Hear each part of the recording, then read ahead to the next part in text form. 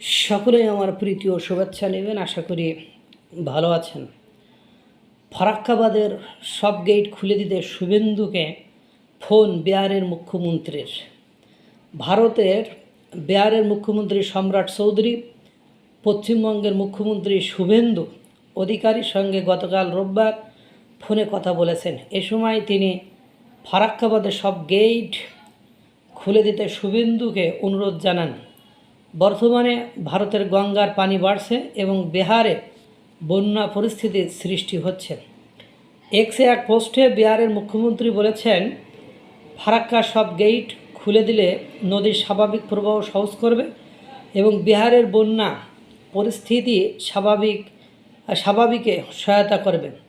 সম্রাট চৌধুরী এক্সে লিখেছেন, গঙ্গা নদীর পানি বৃদ্ধি ও বিহারের বন্যা পরিস্থিতি বিবেচনায় নিয়ে আমি পশ্চিমবঙ্গের মুখ্যমন্ত্রী শুভেন্দু অধিকারীর সাথে ফোনে কথা বলেছি এবং ফারাক্কাবাদের সবগুলো গেট খুলে দেওয়ার অনুরোধ জানিয়েছেন। তিনি আরও লিখেছেন, ফারাক্কাবাদের গেটগুলো খুলে দিলে গঙ্গার পানি প্রবাহ সুগম হবে এবং বিহারের বন্যা পরিস্থিতি নিয়ন্ত্রণে আনা সহজ হবে।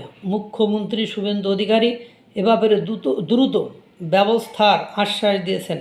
বর্তমানে বিহারের নিরাপত্তা ও ত্রাণ কার্যক্রমই আমাদের সর্বোচ্চ অগ্রাধিকার। গঙ্গা নদীতে নির্মিত ফারাক্কাবাদ ভারতের বিহার ও পশ্চিমবঙ্গের সীমান্ত এলাকায় অবস্থিত।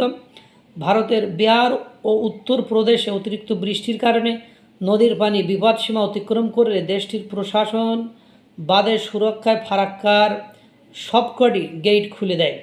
এর ফলে উজানের আটকে থাকা বিশাল পানিপুঞ্জ গঙ্গা হয়ে সরাসরি বাংলাদেশে প্রবেশ করে, যা বাংলাদেশে এসে পদ্মা নদী নামে প্রবাহিত হয়।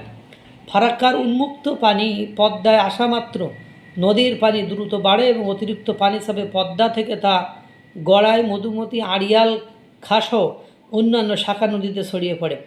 পানি প্রবেশের এই ঢলে রাজশাহী, চাঁপাইনবাবগঞ্জ, কুষ্টিয়া, পাবনা, শরীয়তপুরের পদ্মা তীরবর্তী নিম্নাঞ্চল ও চরাঞ্চলে প্লাবিত হয়ে বন্যা দেখা দেয়। একই সাথে নদীতে প্রচণ্ড স্রোত তৈরি হয়ে তীব্র নদী ভাঙ্গন ও ফসলি জমি তলিয়ে যাওয়ার বিপর্যয় ঘটে। অর্থাৎ এই কাজ যদি বিহারকে বন্যার হাত থেকে বাঁচাতে যেয়ে ভারতের শুভেন্দু অধিকারী যদি ফারাক্কার সব গেট খুলে দেয়, তাহলে আমাদের এই যে কুষ্টিয়া, তারপরে আপনার চাঁপাইনবাবগঞ্জ, রাজশাহী, পাবনা, শরীয়তপুর এই অঞ্চলগুলো বন্যায় কবলিত হবে। সুতরাং হয়তো যদি বিহারের বন্যা পরিস্থিতি যদি নিয়ন্ত্রণের মধ্যে না নিয়ে আসতে পারে, তাহলে হয়তো এই অঞ্চলগুলোর যে কোনো সময় কপাল ফুটতে পারে। মহান সৃষ্টিকর্তা সকলকে ভালো রাখুক, সুস্থ রাখুক।